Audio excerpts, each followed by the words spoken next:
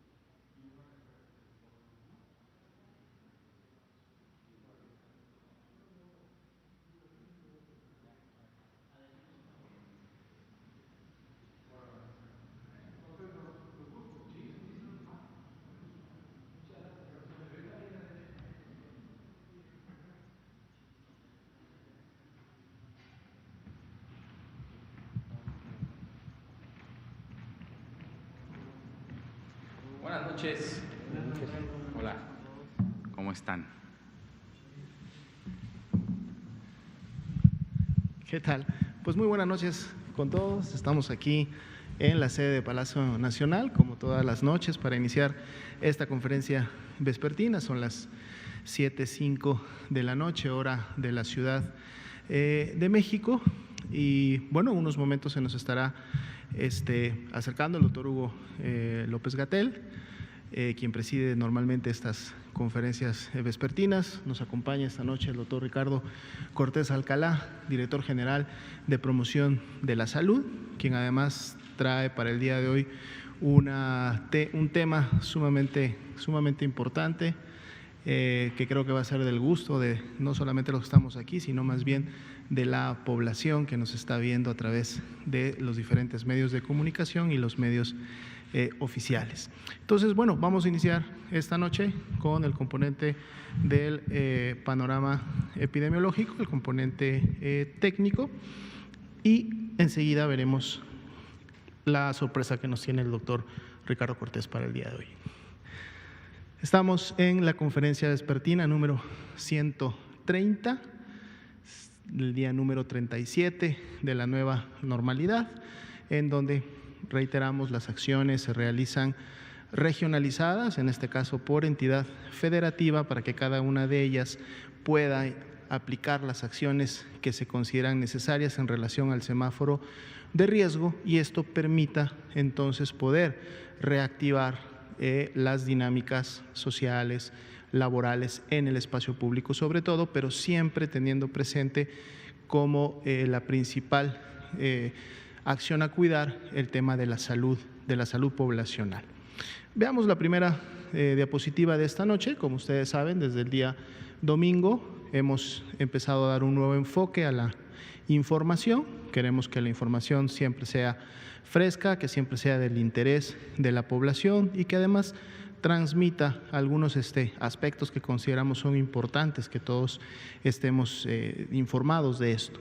Así también aprovecho, iniciando esta parte, que toda la información que se venía dando, digamos, a la que estaban acostumbrados tanto los medios de comunicación como muchos de los ciudadanos que normalmente siguen estas conferencias vespertinas todas las noches a través de las redes sociales, la van a encontrar en el informe técnico. De hecho, el informe técnico del día de hoy incorpora muchas de las gráficas y mucha de la estadística que de alguna manera ustedes estaban ya acostumbrados a ver en los últimos meses. Esta la pueden encontrar todas las noches a las 7:30 de la noche, es decir, en unos momentos más estará subiendo en la página de coronavirus.org, es decir, la página oficial del Gobierno de México.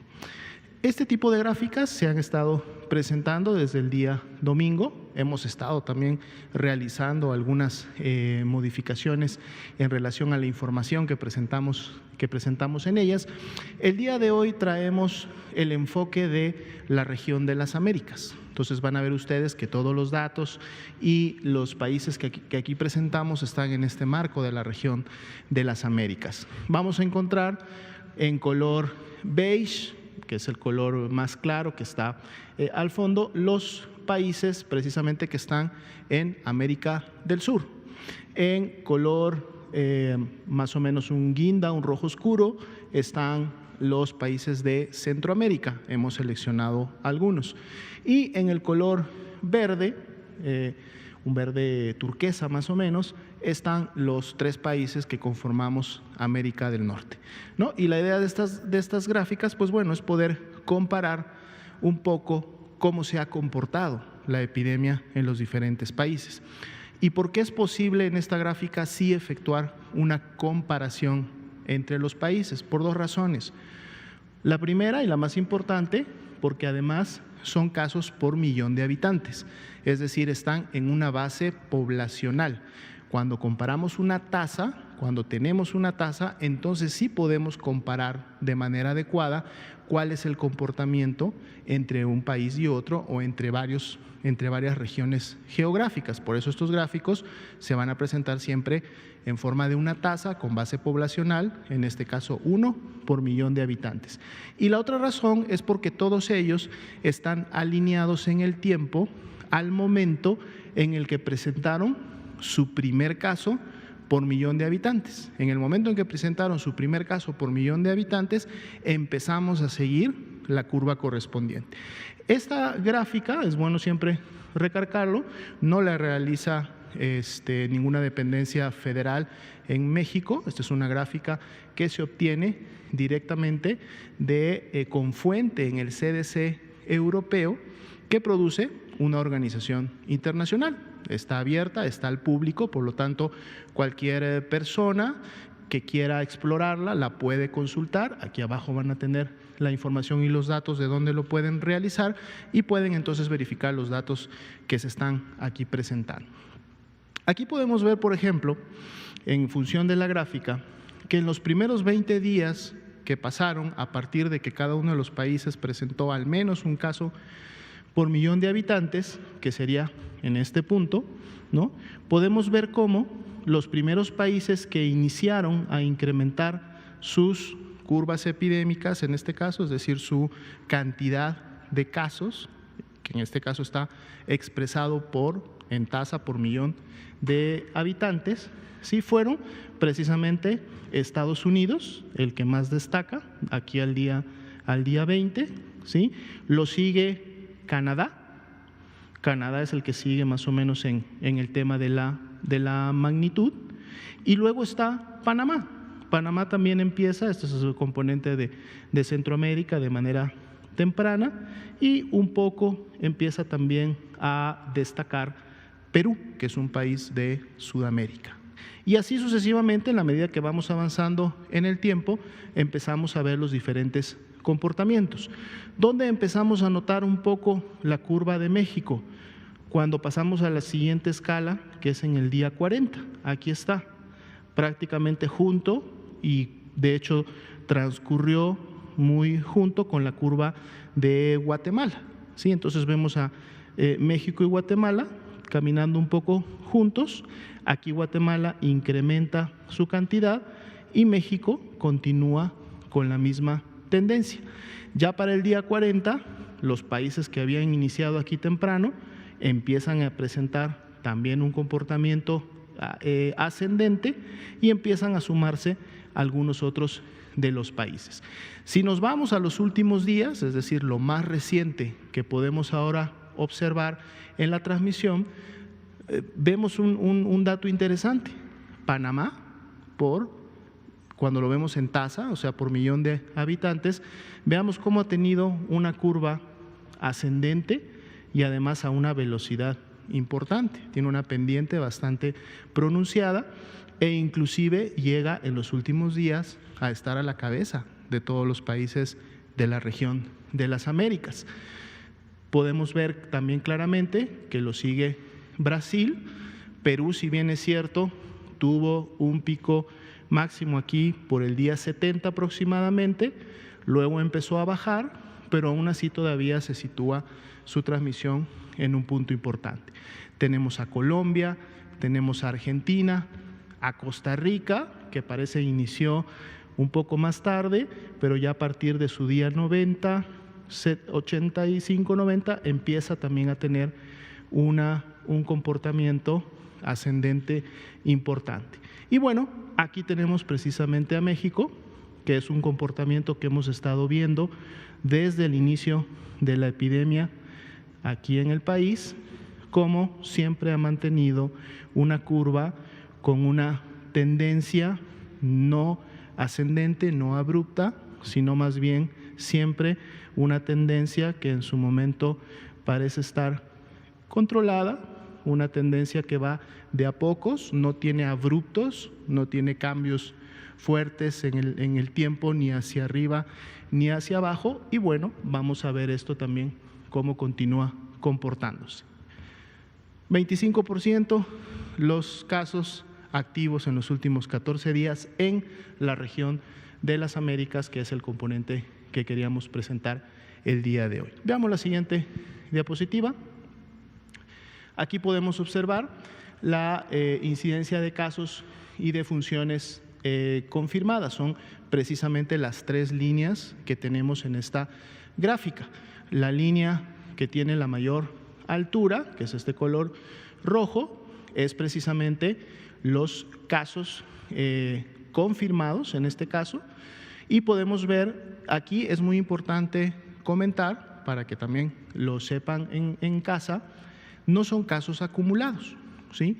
Son casos, por eso dice incidencia, son casos incidentes, es decir, para cada una de las semanas epidemiológicas son los casos que sucedieron en cada una de ellas. No es que se van acumulando, sino son los casos que están en cada una de ellas.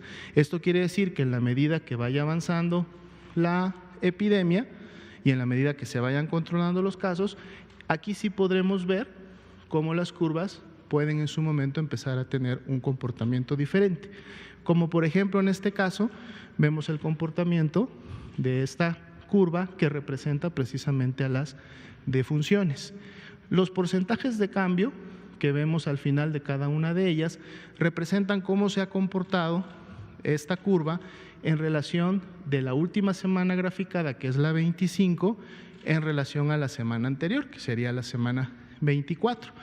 Es decir, que si de la semana 24 a la 25, como podemos ver en el caso de la curva de casos confirmados, hubo un incremento, pues bueno, esa proporción representa el incremento que se produjo, en este caso más 9%.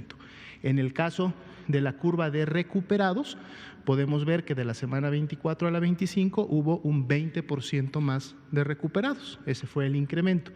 Y como ya lo decíamos, en el caso de las defunciones, recordando que estamos en este punto basados en casos confirmados, de la semana 24 a la 25 se observa una reducción de menos 21% en la ocurrencia de las defunciones. También tenemos el dato de los casos activos que se encontrarían al momento del corte, o sea, el 7 de julio, que son los casos que iniciaron con signos y síntomas en los últimos 14 días, casos confirmados que representan 26.557.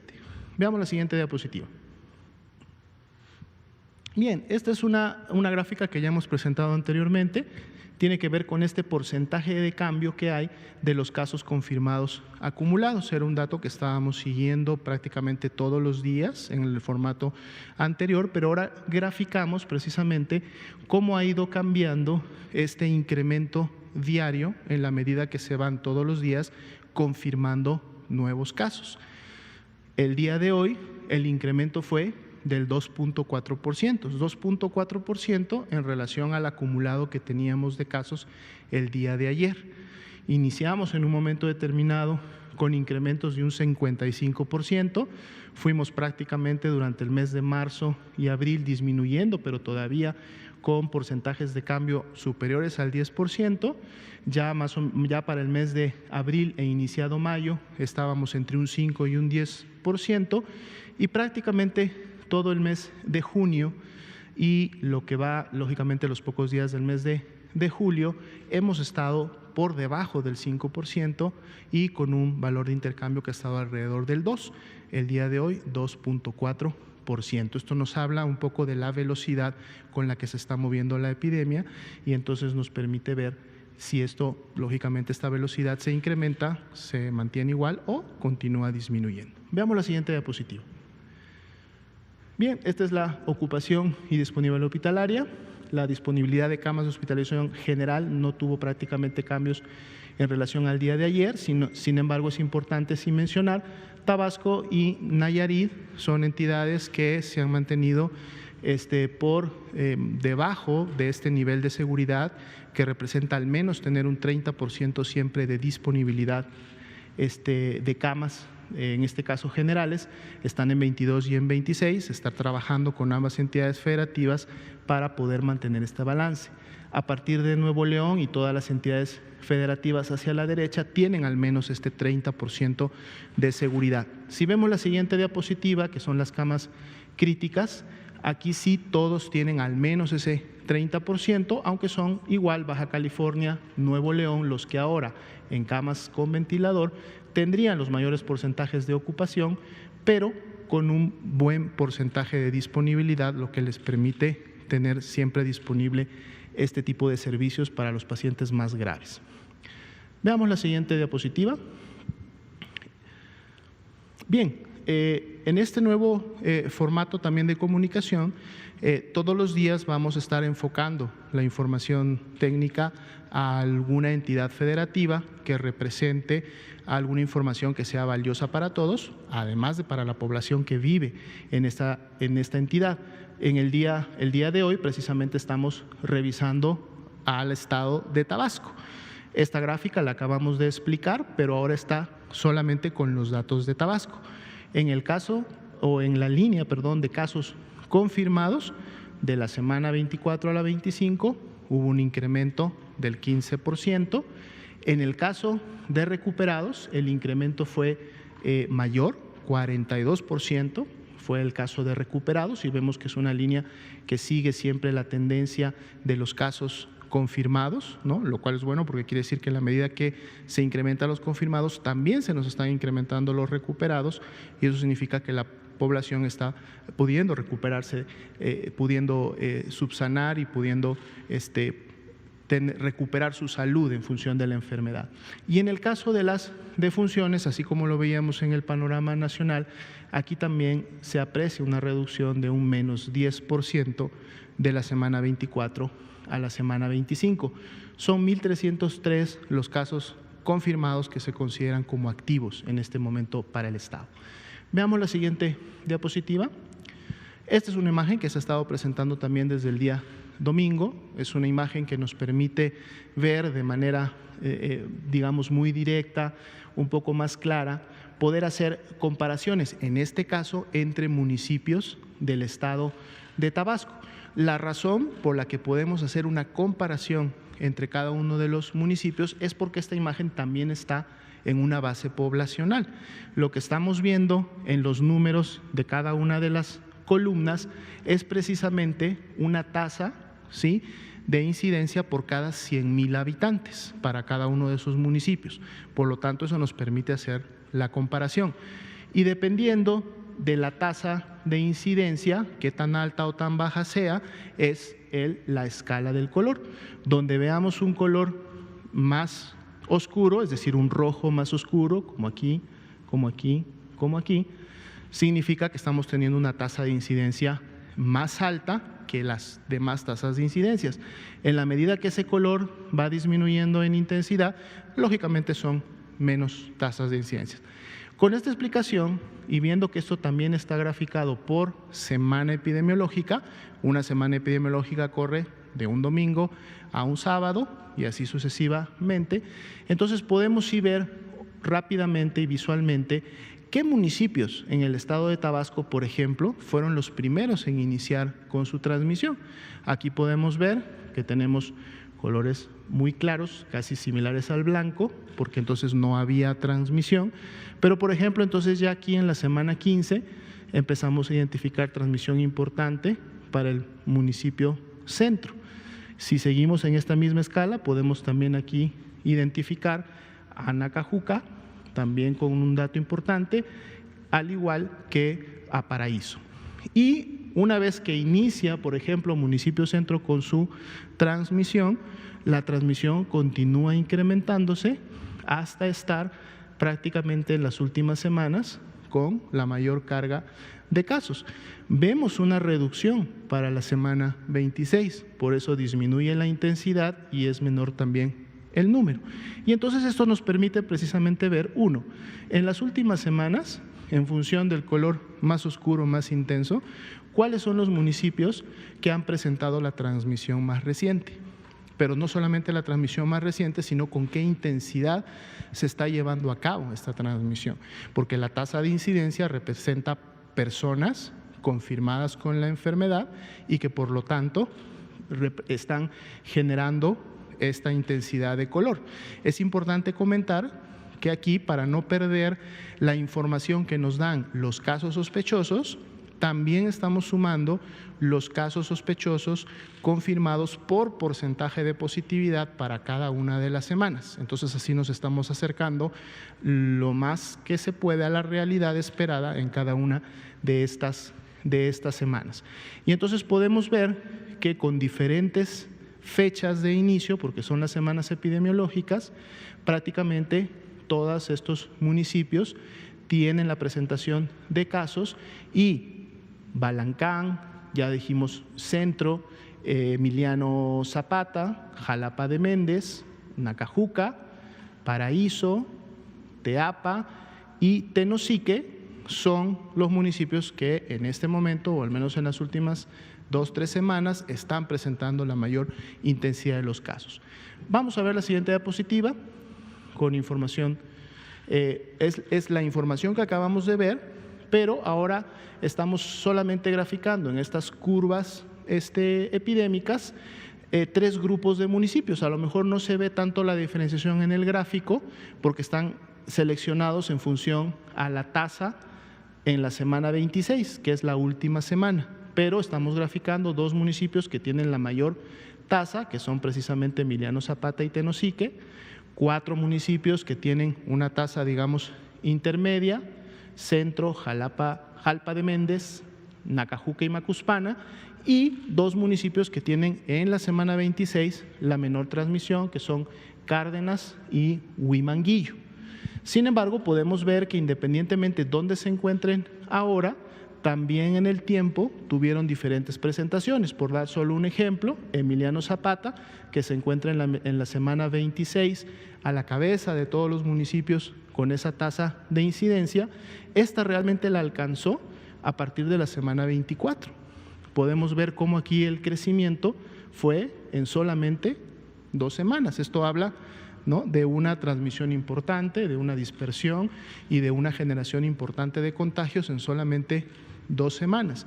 Mientras que otros municipios, como por ejemplo el municipio Centro, inició, decíamos, y lo veíamos en la gráfica previa más temprano, mantuvo una curva ascendente más o menos constante, y aunque no está en el primer lugar, todavía se encuentra en el tercer lugar más o menos de los municipios que han estado dando caso. Entonces eso también nos va a permitir o nos permite dar seguimiento muy puntual a cuál es el comportamiento que se está llevando a cabo al interior de las entidades federativas, cuáles son los municipios que están teniendo la mayor transmisión en las últimas semanas, y por lo tanto el mensaje es para las personas que residen en estos municipios: si estoy en los municipios de mayor transmisión en las últimas semanas, como son Emiliano Zapata, Tenosique y Centro, pues bueno, tengo que aplicar las medidas que se están implementando, estar atento de las instrucciones de los gobiernos, tanto estatales como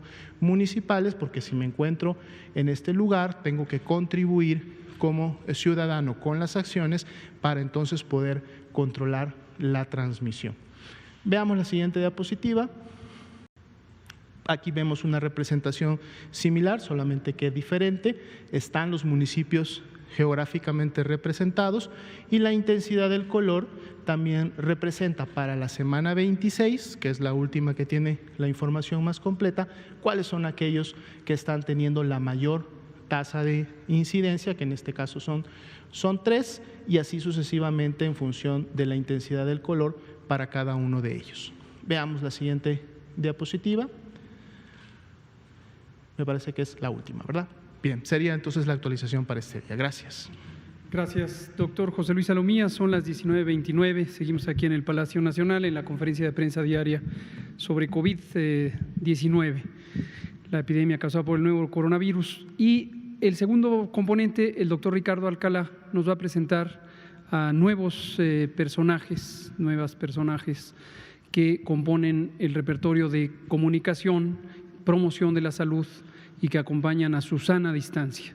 Y como explicará él, están enfocados para orientar la nueva normalidad, para orientar la forma ordenada, prudente, cautelosa, que nos permitirá incorporarnos a las actividades, pero sin perder la precaución, la prevención de COVID-19. Doctor Ricardo Alcalá, explíquenos de qué se trata. Muchísimas gracias, doctor López-Gatell. Muy buenas tardes, tengan todas aquí en Palacio Nacional y en casa. Es el Escuadrón de la Salud.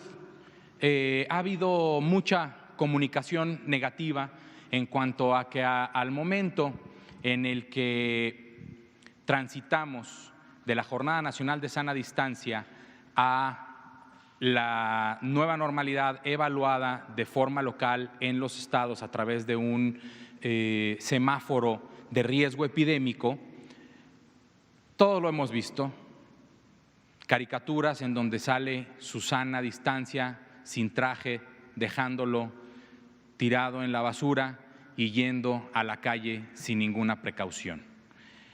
Es por esto que nos dimos a la tarea también de ver qué otro tipo de comunicación podíamos hacer, pero siguiendo la misma línea de Susana a distancia, que dicho sea de paso, ha sido referencia también como una buena estrategia de comunicación de riesgos a la población, a ustedes y a nosotros que estamos en casa y que estamos trabajando, para poder comprender lo que significa o lo que significó la sana distancia y lo que sigue significando.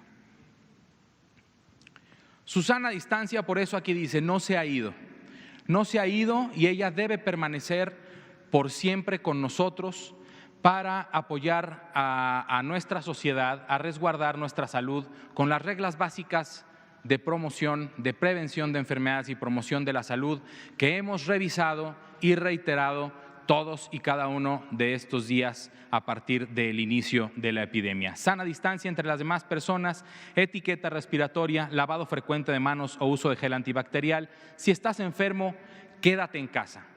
Y si la distancia no es posible, por ejemplo, en un espacio público cerrado como el transporte público, como una sucursal bancaria que puede ser pequeña, entonces hay que usar el cubreboca para tener una barrera adicional, además de la sana distancia y el hecho de lavarnos las manos. La más importante también recordar es, si presentamos sintomatología respiratoria, quédate en casa.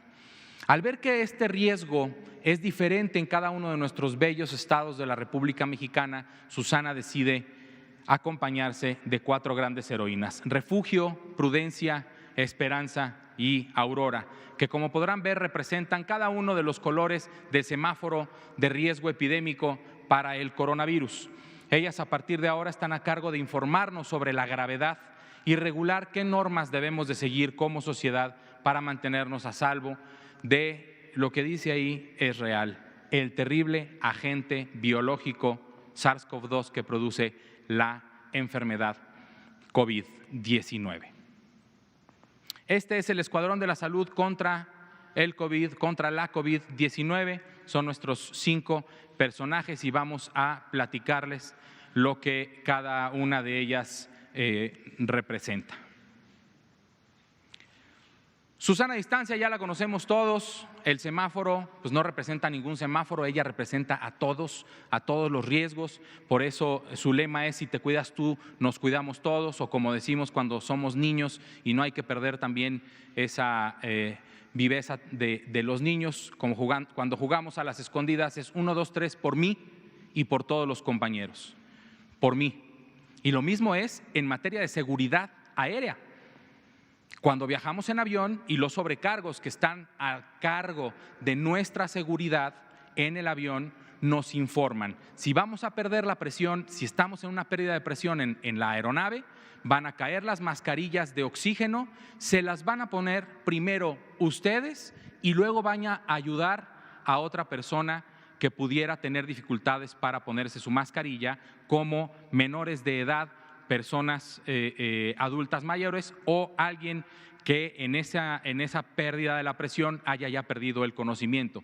Pero si yo no me pongo primero mi máscara de oxígeno, entonces yo perderé el conocimiento y no podré ayudar al que está a un lado mío, sea de mi familia o no. Su superpoder es la sana distancia y es una mujer joven. Refugio representa al semáforo de riesgo máximo, al semáforo rojo. Su lema es quédate en casa y su superpoder son los cuidados máximos. Ella es una persona adulta mayor que nos cuida, que tiene la sabiduría de las personas adultas mayores para sabernos resguardar, para darnos refugio. Por eso, quédate en casa. Por eso, quédate en casa, para guardar refugio y evitar el crecimiento de la velocidad de contagios del virus SARS-CoV-2. Prudencia representa el nivel alto de riesgo. Es el color naranja del semáforo de riesgo epidémico. Su lema es: evita salir de casa si no es indispensable. Sus superpoderes son ajustes y preparación. Por eso, cuando vamos transitando al semáforo naranja, hay que empezar a prepararnos haciendo ajustes y preparándonos para una nueva realidad, para volver poco a poco a las calles. Y esta prudencia se caracteriza por ser una persona que vive con discapacidad. Esperanza es el color amarillo. Esperanza es el nivel de riesgo medio y su lema son medidas sanitarias al salir. Si ya vamos a empezar a salir con mayor frecuencia, con mayor libertad, de cualquier forma hay que tener estas medidas sanitarias muy importantes. Son las reglas básicas de prevención que nos ha enseñado su sana distancia desde el principio de la Jornada Nacional de Sana Distancia y que en este foro y en otros foros hemos repetido y seguiremos repitiendo porque son las más importantes formas de prevención de la enfermedad. Su superpoder es la esperanza al retorno, la esperanza a este regreso a una nueva normalidad en donde todos vamos a tener que seguir cuidándonos, manteniendo el refugio, con prudencia y teniendo la esperanza también. Esperanza es una mujer, es una Mushe Guna. Esa es su característica como persona. Finalmente, Aurora representa al semáforo verde. Es el riesgo más bajo, pero no es riesgo nulo. Creer que el SARS-CoV-2 va a desaparecer y vamos a tener 0 casos no es posible. El SARS-CoV-2 llegó seguramente para quedarse, para adaptarse y para que nosotros nos adaptemos a él como una nueva enfermedad, así como hace algunos años llegó la influenza A/H1N1. Esperamos que esta nueva enfermedad se introduzca en nuestro perfil virológico y se convierta en una más de las enfermedades que nos aquejan cada temporada invernal, así como los otros virus, coronavirus y otros virus respiratorios. Aurora, su lema es: entre todos evitamos el rebrote, ¿sí? Ya vamos a estar prácticamente todos en la calle cuando lleguemos a este nivel de riesgo que es el más bajo y seguiremos manteniendo las medidas básicas de prevención y teniendo mucho cuidado al utilizar la etiqueta respiratoria y sobre todo al quedarnos en casa cuando presentemos cualquier tipo de enfermedad. Su superpoder es una nueva realidad y ella es una chica queer. Finalmente, quiero agradecer a Ernesto Tejeda y a Dante Bañuelos. Ernesto ya nos había dado también unas ideas. Ernesto es un ciudadano que se acercó a la Secretaría de Salud para hacer esta propuesta de comunicación de riesgos, la cual nos parece muy correcta. Se ayudó de Dante Bañuelos, que es ilustrador, y también quiero agradecer aquí públicamente a Javier González, nuestro muy querido amigo Javier González. Él es diseñador, es maestro en marketing digital y es también el diseñador gráfico de la primera versión y original de Susana Distancia, y también con apoyo de Ernesto y Dante es uno de los creadores de estos nuevos 4 personajes. Finalmente, este es el Escuadrón de la Salud contra el virus SARS-CoV-2. Hay que guardarnos en casa cuando estemos en rojo, seguir las recomendaciones de refugio. Hay que empezar a hacer ajustes como prudencia nos dice. Hay que tener prudencia para salir. Hay que guardar siempre nuestra sana distancia, pero hay que tener esperanza para que todos juntos como sociedad lleguemos a Aurora. Muchísimas gracias. Gracias, doctor Ricardo Cortés, director general de Promoción de la Salud. Vamos a abrir a preguntas y respuestas. Están ustedes dos y aquí de este lado y nos vamos a unir. Buenas noches, subsecretario, directores. Buenas noches, Ángel del Arsenal.net. Doctor Gatell, tenemos 3 señales muy claras, muy buenas, que es las tasas de casos acumulados va en descenso. Tenemos otra señal que es la de letalidad, que parece que tiene un como chipotito y que está también en descenso. Y tenemos otra buena señal que es la tasa de las personas que se están recuperando. ¿Esto cómo lo leería el doctor Gatell? Y si podría ser posible hacer una herramienta como una app, digo, es algo soñado, donde pudiéramos ver esas heroínas diciéndonos más o menos por el municipio donde estamos cuáles serían las cosas o las recomendaciones. Muchas gracias. Gracias, Ángel.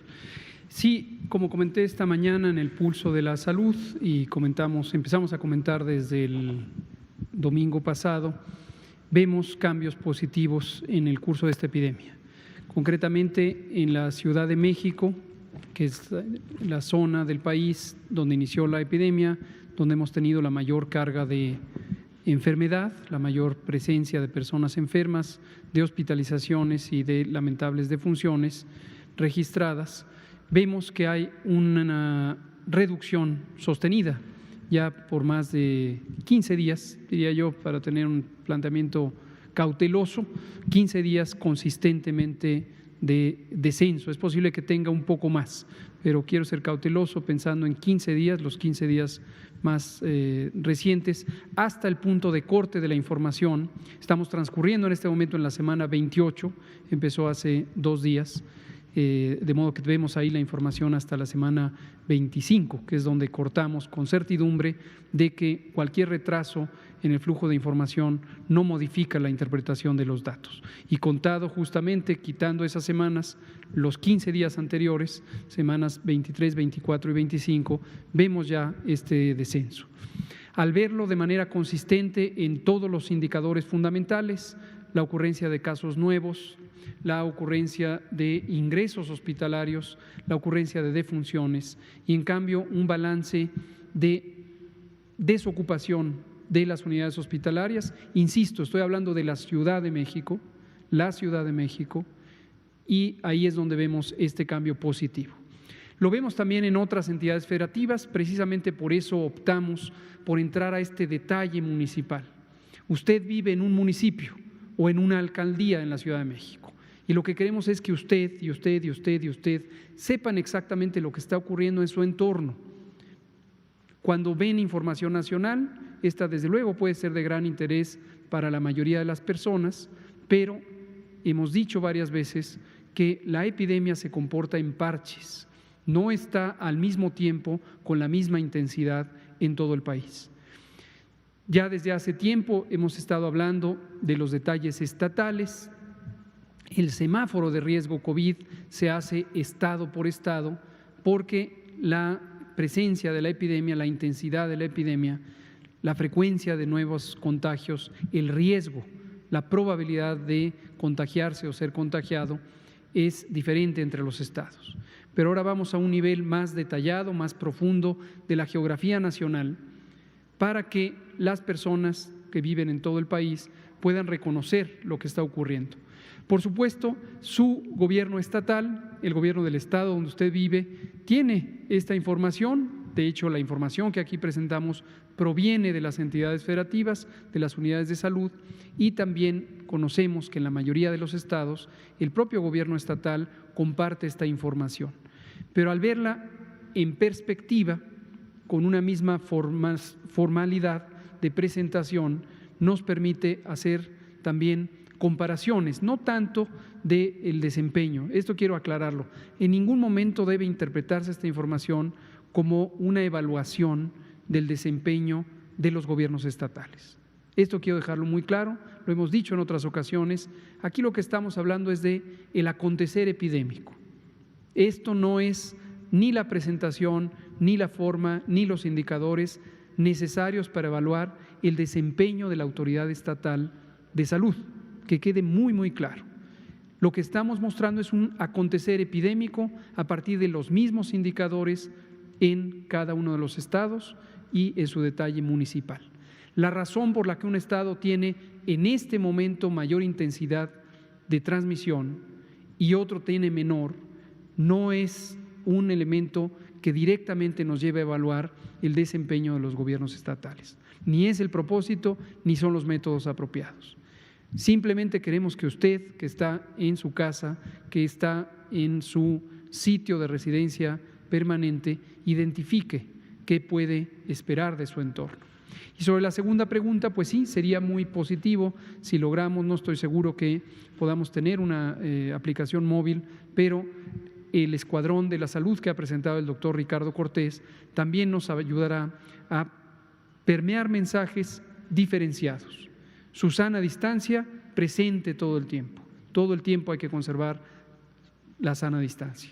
Pero esperanza, prudencia nos van a ir dando, refugio, esperanza, prudencia nos van a ir dando la pauta de lo que podemos esperar y lo que podemos actuar en pro de nuestra salud y en una forma solidaria de la salud de otras personas. Gracias, Ángel. Juan Hernández, por favor. Gracias. Y Liliana. Buenas tardes, doctor. Buenas noches. Juan Hernández, del periódico Baste del Grupo Cantón.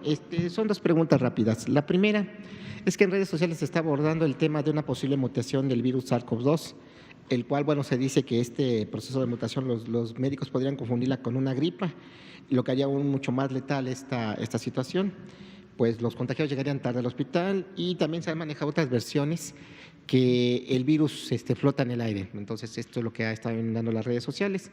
Y por el otro lado, Grupo Cantón está haciendo el seguimiento a una denuncia hecha por personal del sector salud del Hospital Joco, en donde señalan que hay personal que está de brazos caídos por falta de pago y condiciones laborales, y en donde señalan que están pidiendo, en este caso las autoridades del hospital, están pidiendo a otros médicos externos que colaboren con promesa de pago. A ver, ¿qué nos podría decir al respecto sobre estas dos situaciones? Gracias. Con mucho gusto. Tres situaciones. Sobre la mutación del virus SARS-CoV-2, no conozco a cuál específicamente se está refiriendo, pero les puedo decir que no es la primera ni será la última. El virus SARS-CoV-2 es un virus del grupo, una de las dos grandes ramas, es el virus formado, su material genético por ácido ribonucleico, ARN, que es la manera o la estructura química más primaria, más primitiva del material genético.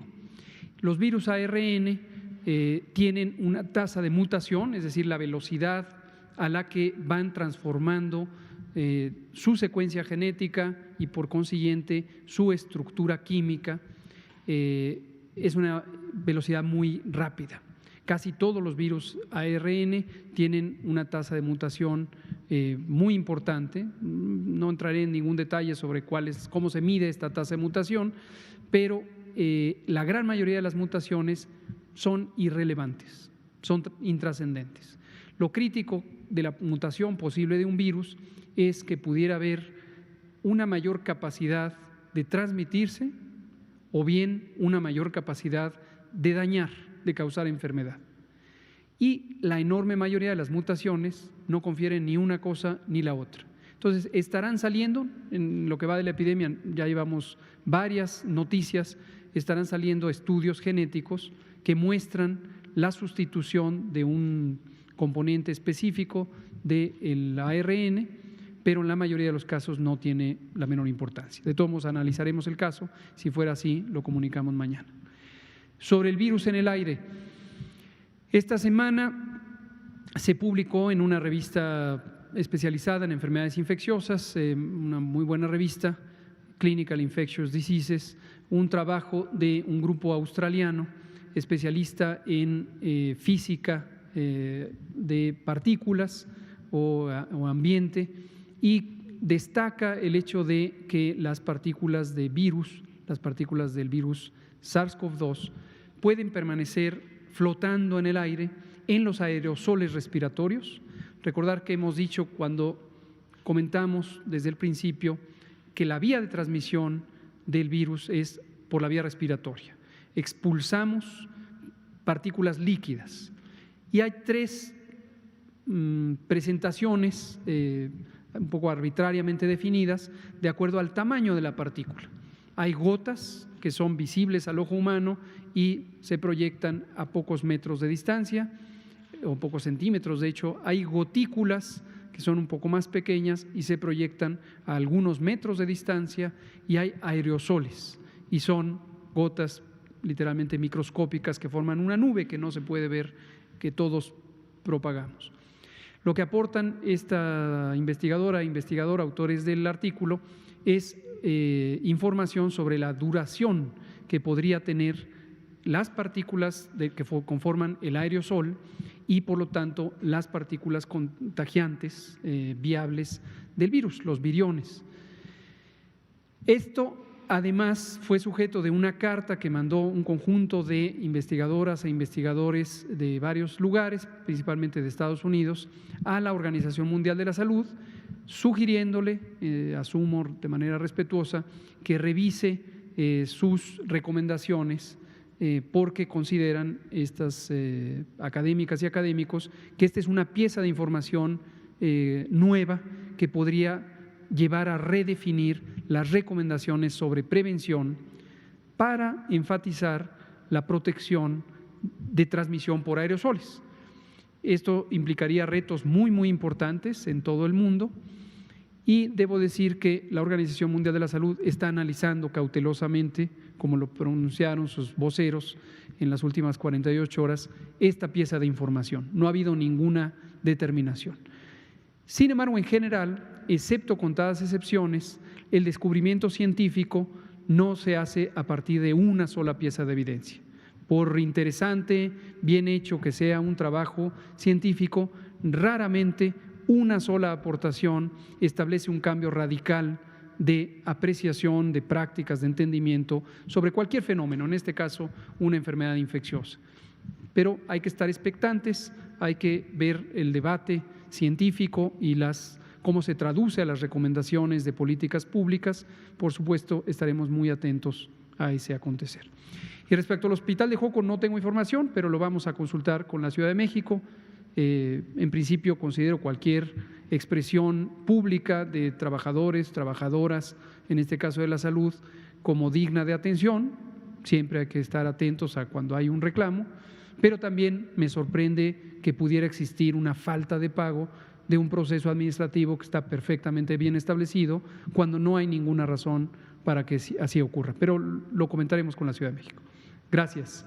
Vamos a darle la palabra a Liliana Noble de Pulso Saludable, a usted, y nos regresamos aquí de este lado con el compañero de pie de página. Arturo. Buenas noches, Liliana Noble de Pulso Saludable. Tengo dos preguntas. La primera, doctor Gatell, hoy en la mañana hubo una conferencia de prensa del Poder del Consumidor y ellos hablaban sobre la ética y la bioética y el panorama un poco difícil, oscuro, que se viene cuando ya tengamos la vacuna. Ellos hablaban, invitaron a varios expertos sobre ética y bioética y hablaban del panorama un poco difícil, negro, que se visualiza en la región de las Américas por las deficiencias económicas, que no somos países de primer mundo, etcétera. También hablaban de esta falta de capacidad de pago que se pudiera generar para poder ser de los primeros países en adquirir estas preciadas vacunas. Yo le quisiera preguntar, ¿usted cómo ve, cómo visualiza el panorama cuando ya se tenga finalmente esta vacuna tan esperada? También hablaban de la importancia de quiénes van a ser, lo que le preguntaba la vez pasada, de quiénes van a ser los primeros en vacunarse, etcétera. Pero sí me dejó un poco preocupada toda esta advertencia que hace la comunidad internacional de las Américas al respecto, y si nos pudiera platicar un poquito de su opinión. Gracias. Con mucho gusto. Cuando existe un problema masivo, un problema que atañe a todas y todos, en este caso literalmente toda la humanidad enfrenta al COVID. Toda la humanidad, la especie humana en su conjunto tiene este problema y por lo tanto es de gran interés resolverlo.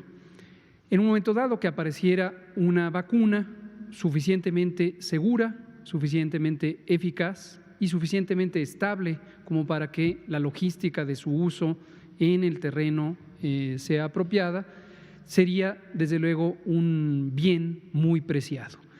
El desarrollo, la innovación científica y el desarrollo tecnológico de los productos farmacéuticos, incluidos los que son preventivos como las vacunas, cuesta mucho dinero y esto invita a que haya personas que tienen mucho dinero, personas, organizaciones, fundaciones, empresas, a que inviertan, pero generalmente con la expectativa de tener un retorno de la inversión.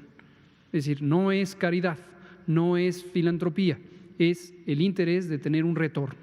Y entonces se vuelve una mercancía. Y las mercancías se encarecen de acuerdo a la demanda. Si hay muchas personas que la quieren, el precio sube. Si hay pocas personas que la quieren, comparado con cuántas hay, pues baja el precio. Esto es algo que se puede anticipar, va a ocurrir y de hecho es posible que ya esté ocurriendo en la medida en que algunos países con mayor reserva financiera empezarán a pronunciarse por el deseo de tenerla y de hecho es el caso, esto ya se ha hecho público, los 7 países industrializados, más industrializados del mundo, ya empezaron a expresar su intención de adquirir este producto. Esto lo anticipó el Gobierno de México hace varias semanas, meses de hecho, y eso fue lo que invitó a que el Gobierno de México, a través de su representante en la Organización de las Naciones Unidas, el doctor Juan Ramón de la Fuente Ramírez, muy respetado y apreciado por todos nosotros, exsecretario de Salud, presentara una iniciativa a nombre del Gobierno de México para solicitar que los organismos internacionales, concretamente la Organización de las Naciones Unidas y la Organización Mundial de la Salud, tuvieran un papel activo para buscar que no exista especulación económica, especulación comercial que produzca desbalances. Desbalances querría decir que quien tiene para pagar lo va a tener y quien no tiene para pagar no lo pueda tener, a pesar de que la necesidad no corresponda con ese mapa de poder económico. El pronunciamiento fue votado y avalado por amplísima mayoría, lo cual considero que es un acierto y un éxito diplomático de nuestro servicio exterior y del Gobierno de México en su conjunto y del presidente, por supuesto, y estamos expectantes sobre las implicaciones, ojalá positivas, que esto pueda tener. Conocemos con certeza que la Organización Mundial de la Salud ya puso en marcha hace casi un mes un mecanismo de consulta que facilite estos equilibrios. Hace 48 horas la directora general de la Organización Panamericana de la Salud envió una carta al presidente de México, al licenciado López Obrador, y desde luego al secretario de Salud y al secretario de Relaciones Exteriores para entablar también este diálogo a nivel regional. Entonces, considero que fue muy oportuno el seminario que convocó esta organización civil mexicana, El Poder del Consumidor. Puedo decir también que esta es una organización civil que ha sido muy íntegra, ha sido muy profesional y siempre ha estado en pro de las mejores causas. Con esta organización hemos podido impulsar justamente la agenda de trabajo de la prevención de enfermedades crónicas y la búsqueda de un sistema agroalimentario justo, saludable y sostenible y competitivo. Entonces, me parece muy oportuno este foro que organizó El Poder del Consumidor y ese es el escenario. Estaremos trabajando sobre él. Gracias. Buenas. Y otra pregunta, doctor Cortés. Veo con mucha alegría su escuadrón de la salud y veo que es una campaña sustentable, entiendo que va a permanecer a lo largo del tiempo, pero también inclusiva. Esto es muy interesante ver en una campaña que involucra el tema de la salud. Cuéntenos un poquito al respecto. Gracias. Muchas gracias, Liliana. Definitivamente este país ha sufrido desde siempre de muchas cosas y las poblaciones específicas han sufrido muchas cosas desde siempre. Específicamente hay poblaciones que han sufrido discriminación, que han sufrido falta de inclusión y que eso es algo que estamos empeñados con las instrucciones del secretario Alcocer y el subsecretario López-Gatell de eliminar. porque son definitivamente uno de los más importantes determinantes sociales de la salud. Las barreras que ponemos, la falta de accesibilidad, la falta de modificaciones, inclusive arquitectónicas, para que las personas que viven con discapacidad puedan acceder a los servicios de salud de forma fácil y que puedan acceder ellas solas, sin necesidad de tener un acompañamiento, porque todas las personas tenemos los mismos derechos de tener una atención a la salud de forma individual, inclusiva e incluyente. Muy bien, pues muchas gracias. Son las 20 horas en punto. Ya no nos dio tiempo de atender sus preguntas, pero mañana seguimos. Va a ser la conferencia 131. Esto sigue todavía varias semanas más. Muchas gracias. Muy buenas noches. Gracias.